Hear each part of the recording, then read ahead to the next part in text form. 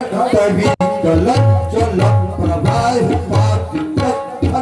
गले विलंब विलंबित जंग तुंग मालिका तमत तमत तमत रातम तमर्वय वार चंड तांडव लत्तुना शिवा शिव सत्तटा सत्प्रम प्रमन्न निर्पन्नच्छर विलोल बीच वल्लल विराजमान मूर्त भगत भगत भगत भगत ललाट कपालिते किशोर चंद्रशेखर अतपत भूत भवन भोलेनाथ आपका ध्यान करते हुए मैं निसंगता से शयन कक्ष में शयन कर रहा था। तभी अकस्मात ये मेरे श्रवण रंध्रों में ये अट्टहास की ध्वनि सुनाई पड़ गई। कौन हंस रहा है रावण पर? क्या होने जा रहा है रावण के जीवन पर? भोलेनाथ क्या हो गया? ये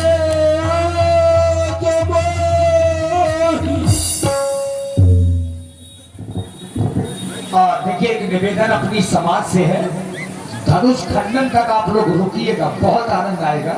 और ऐसा नहीं है कि ये संवाद आप लोगों की समझ में ना आए, गारंटी है अगर समझ में ना आया तो। बड़ी अच्छे कलाकार हैं और एक एक शब्द आप लोगों को समझ में आएगा, अच्छा लगेगा। हमारी माता क्या हो गया? ये आज मोही हुए भाई भोजन से और ये कौन? ये मेरी आंखों के सामने ये उछाल जाते चुका चौन है। ये काले, ये भयंकर, ये नाच नजर आते हैं। ये चारों दिशाओं में ये रोते शिकार बहु, ये लंका की ओर, ये काज, ये गीत लड़वाते को। हे गुरुदेव बतलाओ आज रावण को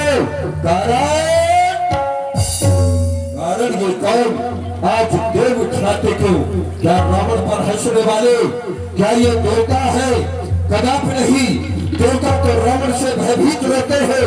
तो फिर आज कौन है जिसने आज अपनी मृत्यु का आवाहन किया है? कौन कर रहा है तराशे? कौन कर रहा है तराशे? किसने छड़ी जीने की आस है? कौन कर रहा है तराशे? ये काली का खप्पर, ये रुद्र हुआ, कर रहा अट्टहास। कौन कर रहा अट्टहास? ये आदिशक्ति ने ये शक्ति छोड़ी या बाहर उनका गुर्राया ने नैन तीसरा खोला पर ग्रह प्रभाकर का नंद प्रकाश। ये कौन कर रहा अट्टहास? ये कौन कर रहा अट्टहास? भोलेनाथ आज रावण के जीवन में ये प्रथम बार ये प्रगत का कोप सामने उपस्थित हुआ। कारण क्या है? समस्त यथार्थ कारण आप मुझे ज्ञात कराए और मेरे अंतःकरण को शांति पहुंचाए, शांति पहुंचाए।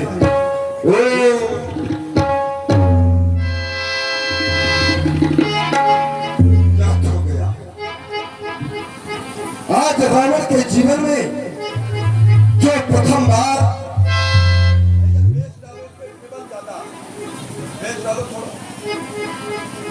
आज जो प्रथम बार ये प्रगत का कोप सामने उपस्थित हुआ।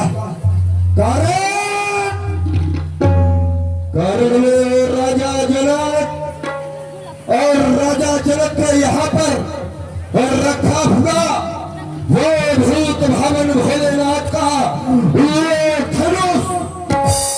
और राजा जनक आज धनुष को तोड़वा करके परमात्मा को ढूंढना चाहता है। ऐसा क्यों कर रहा है राजा जनक? यदि परमात्मा आया है तो रावण के लिए आया है, रावण के लिए। परमात्मा आया है रावण के लिए। अब ढूंढ है जनक ये काम रावण का है। यदि रावण के लिए आया है तो रावण ही जाकर के ढूंढेगा जाऊंगा मिथिला, और जाकर के इस परमात्मा कहलाने वाले को मैं ढूंढूंगा, और यदि मिल गया तो मैं उसकी पूजा नहीं करूंगा ना, क्योंकि हम हैं राक्षस, और राक्षसों का काम होता है मदिरा का पान करना। क्या मिले तुम्हें? मिले हैं राक्षस? क्या रावण है वही है? हाँ, मदिरा का पान करना और भैंसा खाना। जो भैंसा खाए और मदिरा का पान करे, उससे ये कहो कि जाकर के मंदिर में घंटा हिलाए, तो का घंटा हिलाएगा? वो तुम्हारा घंटा बजा देगा। जहां लड़ाई न होती हो उससे ये कहो कि वहां पर लड़ाई करे, तो वो लड़ाई करेगा। यही तो राक्षसों का काम है और यही रावण करेगा। भले ही मैं जानता हूं कि वो परमात्मा है, लेकिन जब तक उससे पैर नहीं करूंगा मेरा कल्याण होने वाला नहीं है। तो टेंशन जाओ, मैं पैर हट कर जाऊंगा, मैं उससे शत्रुता करूंगा। जब शत्रुता करूंगा तभी तो हमारा उद्धार होगा। तो बस जिस कार्य हेतु का अवतार लिया उसका श्री गणेश कल ही आज होगा। ये रावण जानता है कि राजा जनक के यहाँ पर जो कन्या है वो साधारण नहीं, वो तो असाधारण है। आदि शक्ति यही जग उपजाया, सो अवतरी ही मोर यह माया। तो उस महापुरुष के साथ साथ शक्ति का भी कारण आज होगा। तो जाऊंगा अवश्य, अवश्य जाऊंगा जनकपुर, क्योंकि लाखों के दर्शन होंगे। कर सुधा पान उस चंद्र नयन का, आज मेरे ये बीचों नेत्र सफल होंगे।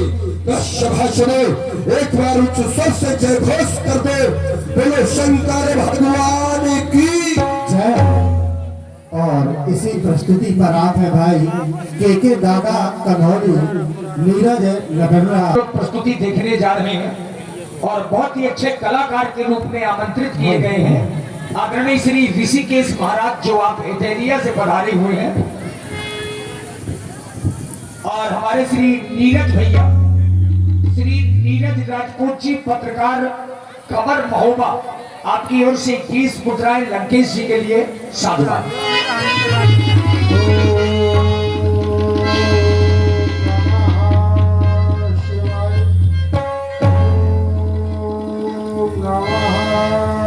शिवाय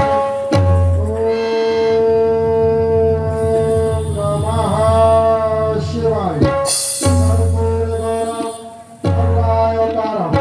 संसार सारम भुजगेन्द्रहारम सदा वसंतम हृदयारविंदे भवं भवानी सहितं नमामि, सहितं नमामि, सहितं नमामि।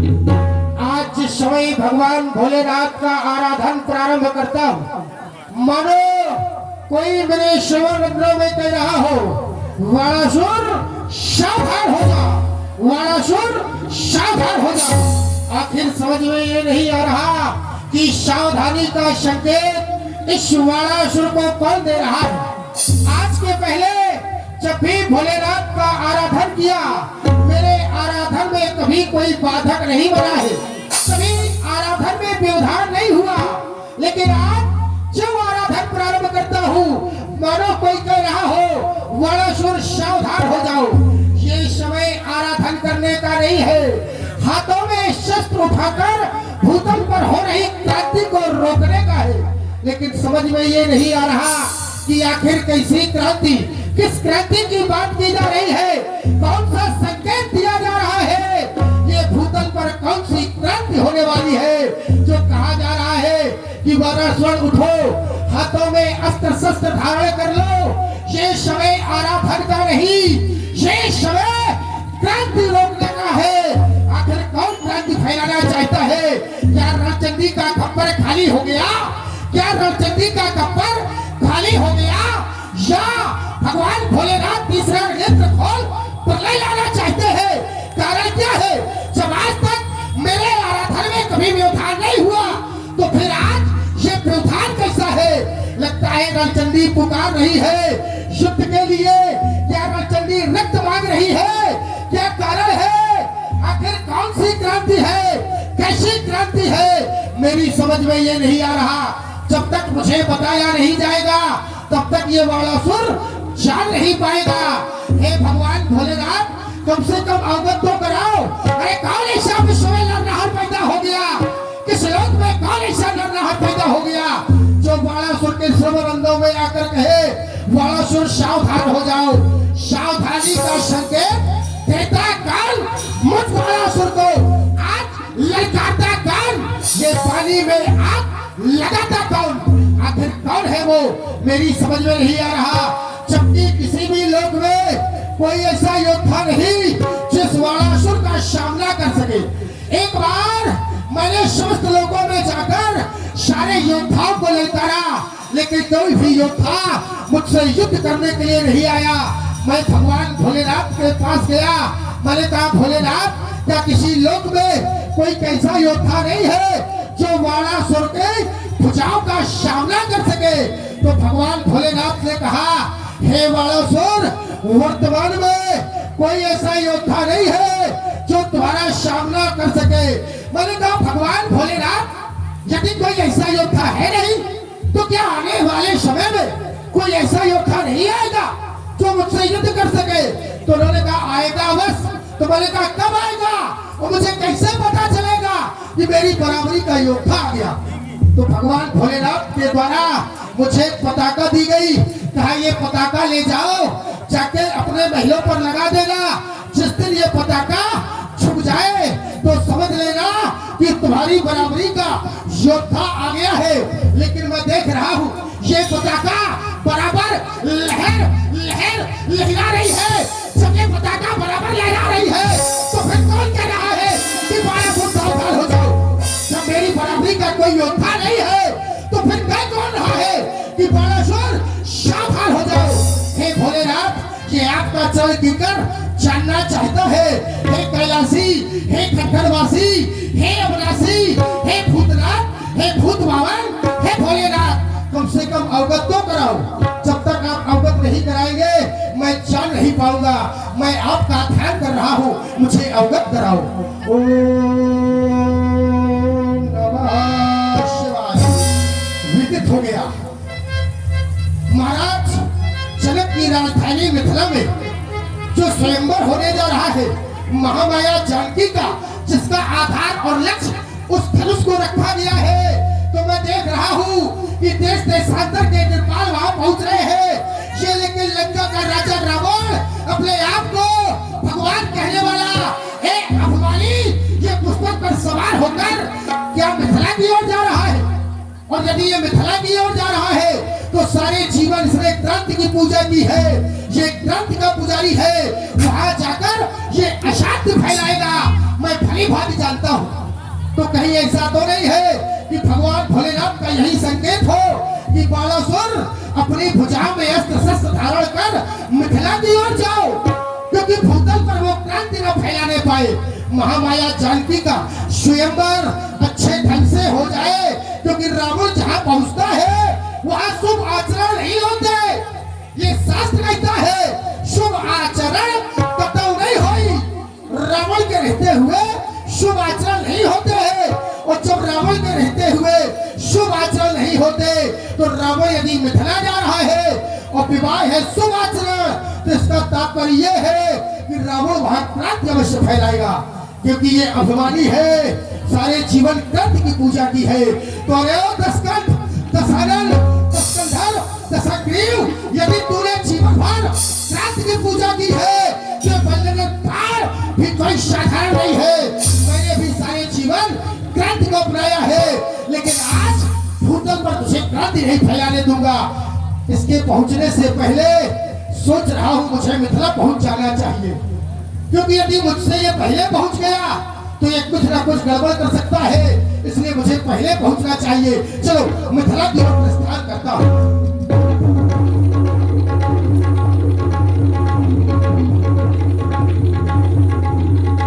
चलते चलते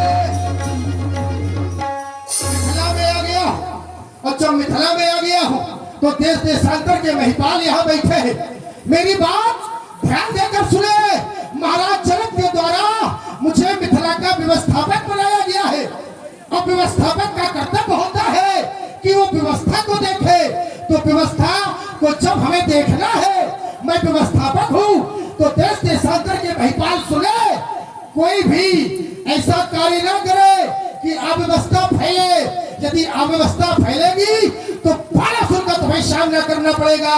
इसलिए शांति के साथ बैठे और स्वयंवर को देखे, स्वयंवर को देखे, ये मेरी घोषणा है।